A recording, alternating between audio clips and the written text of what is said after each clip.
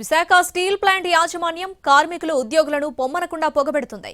ఒకవైపు కాంట్రాక్టు కార్మికుల తొలగింపు, రా మెటీరియల్ సరఫరా వైఫల్యాలు వెంటాడుతూ ఉండగా మరో చీకటి దెబ్బ కొట్టింది. దేశీయ ప్రభుత్వ రంగ పరిశ్రమలో ఎక్కడా లేని విధంగా ఉత్పత్తి ఆధారిత వేతన విధానం అమల్లోకి తెచ్చింది. 7 నుంచి 33% వరకు కోత పెట్టి తగ్గించిన జీతాలిచ్చింది. పే స్లిప్ లో మాత్రం పూర్తి జీతం కనిపిస్తూ ఉండగా బ్యాంకు ఖాతాల్లో కోత పెట్టిన జీతాలు వేశారని ఆందోళన వ్యక్తం చేస్తున్నాయి కార్మిక సంఘాలు.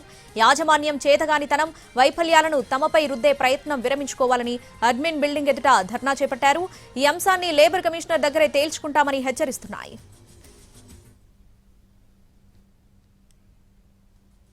దీనిపై మరింత సమాచారం మా ప్రతినిధి రవిచంద్ర అందిస్తారు. విశాఖ ఉక్కు కార్మికులపై యాజమాన్యం చీకటి దెబ్బ కొట్టింది. రాత్రికి రాత్రి వారి జీతాల్లో కోతను విధిస్తూ పే స్లిప్లను విడుదల చేసింది. ఉత్పత్తి ఆధారిత జీతాల భత్యాల చెల్లింపులపై మొదటి నుంచి కూడా కార్మిక సంఘాలు, పోరాట కమిటీ తమ అభ్యంతరాన్ని వ్యక్తం చేస్తోంది. అయినప్పటికీ కూడా యాజమాన్యం ఈరోజు కీలకమైన నిర్ణయాన్ని అమలు చేస్తోంది. ప్రస్తుతం దీనికి సంబంధించి కార్మిక సంఘాలన్నీ కూడా ఆందోళనలో ఉన్నాయి. అజరామ్ గారు, ఎట్లా చూడాలి ఈ నిర్ణయాన్ని? మనం కార్మికులకు వేతనాలను, జీతాలను ముడిపెట్టి ఎలా చూస్తూ ఉంటారు? విశాఖపట్నం స్టీల్ ప్లాంట్ చరిత్రలో ఎప్పుడు కూడా లేనటువంటి భయానక వాతావరణాన్ని యాజమాన్యం సృష్టించాలనుకుంటా ఉందా?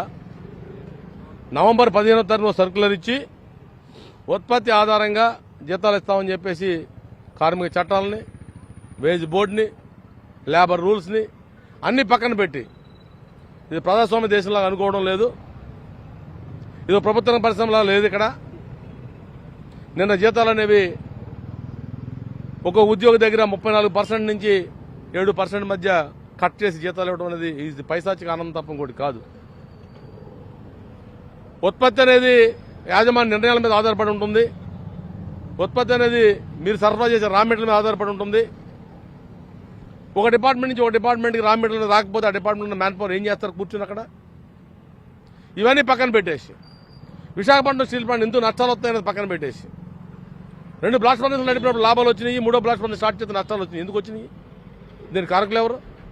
ఇవన్నీ బయటకు తీయకుండా ఉద్యోగుల మీద జూలం ప్రదర్శిస్తానంటే, కన్వేయర్ బెల్ట్లు టెక్నికల్గా తెగిపోతే కమిషనర్ పోలీస్ గారు వచ్చారు, స్పెషల్ బ్రాంచ్ ఎస్పీ గారు వచ్చారు, ఫోరెన్సిక్ ల్యాబ్ వారు వచ్చారు. ఎవరు వచ్చినా చూసినా వెళ్ళినా దానిలో మనుషులు కట్ చేసేటట్టు కన్వేయర్ బెల్ట్లు ఉండవయి. నాకు ఎక్విప్మెంట్ కావాలి కట్ చేయాలంటే. అలాంటి దాన్ని షార్ప్టైజ్ చేస్తానని చెప్పి ఉద్యోగుల మీద తోటి కోసం ప్రయత్నం చేస్తూ ఉన్నారు. ఉద్యోగులు గత 5 సంవత్సరాలు ఈ కంపెనీని కాపాడుకోవడం కోసం శక్తి వంచన లేకుండా ఈ కంపెనీ మాది, ఈ కంపెనీ ప్రజలు ఇచ్చిన ఆస్తి, దీన్ని కాపాడుకోవడం కోసం ఆర్ఎన్ఎస్లు రాత్రి పగలు కష్టపడి ఉత్పత్తి పెంచడం కోసం, ఈ ప్లాంట్ మనుగోడ కోసం, ప్లాంట్ ప్రైవేటీకరణ ప్రభుత్వం మీద తెగబడి దెబ్బలాంటి ఈ ఉద్యోగులు ఈ ప్లాంట్ని కంటికి రేపలా కాపాడుకుంటూ ఉంటే ఎంప్లాయీస్ మీద అభండాలు వేయడానికి నీకు నోరు ఎలా అవుతుందని చెప్పి అడుగుతా ఉన్నాం. ఖచ్చితంగా ఉద్యోగులు క్షమాపణ చెప్పాలి. యాజమాన్యం పూర్తిస్థాయి జీతాలు చెల్లించాలి. ఇప్పుడు లేబర్ డిపార్ట్మెంట్ మీటింగ్ ఉంది, దానిలో కూడా మేము తేల్చుకుంటాం. జీతం అనేది మా హక్కు. అంటే నీ చేతకానితనం వల్ల, నీ వైఫల్యం వల్ల ఉత్పత్తి తగ్గిపోతే దాని కార్మికులకు నెట్టడం ఏంటి? మీరు పరిశీలించండి. ఈరోజు మీడియా సాక్షిగా నేను చెప్తా ఉన్నాను, చంద్రబాబు నాయుడు గారు కానివ్వండి, పల్లా శ్రీనివాసరావు కానివ్వండి, లేదా ఎవరైనా సరే రండి. రాత్రి ఎస్బీఎంలో ప్రొడక్షన్ ఆగిపోవడానికి కారణం ఏంటి? రాత్రి పవర్ లేదనే ఉద్దేశంతో మొత్తం మిల్లును ఆపేశారు. అంటే పవర్ లేని కార్మికుడు కారణమా? పవర్ ఎక్కడి నుంచి తీసుకురావాల్సింది మీరు కాదా? అంటే మీ యొక్క చేతగానితనాన్ని, మీ వైఫల్యాలని కార్మికుల మీద నెట్టడం కోసం, కార్మికులను తప్పుగా చిత్రించుకోవడం కోసం చేస్తున్నటువంటి పొరపాటు. కార్మికుడు ఉత్పత్తి చేయడానికి సిద్ధంగా ఉన్నాడు, నువ్వు కార్మికుడికి జీతాలు ఇవ్వడానికి సిద్ధంగా ఉండాలని చెప్పేసి మేము డిమాండ్ చేస్తా ఉన్నాం. లేని పక్షంలో తాడో పేడ తేల్చుకోవడానికి సిద్ధంగా ఉన్నామని చెప్పి చెప్తా ఉన్నాం. పిల్లినైనా సరే 4 గోళ్ల మధ్య బంధించి కొడితే తప్పనిసరిగా తిరగబడుతుంది. ఆ తిరగబడే రోజు రాకముందే మీరు కార్మికుడికి ఇవ్వాల్సినటువంటి హెచ్చరిక గానీ, కరెంటు బిల్లు గానీ, పూర్తి స్థాయి జీతాలు గానీ తక్షణమే చెల్లించాలని చెప్పేసి మేము డిమాండ్ చేస్తా ఉన్నాం.